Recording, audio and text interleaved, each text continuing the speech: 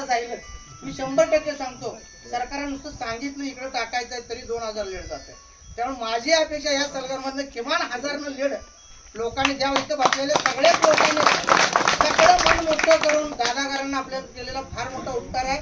भलं दादांच्या काळात आम्ही नसल, दाजींच्या नंतर आम्ही नसल, पण आज त्यांचं घराणं अडचणीत आहे.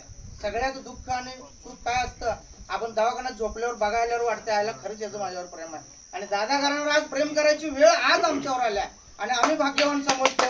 दादांच्या घराण्याला अडचणीत असताना सरकार सुद्धा धावून आलेले आहेत.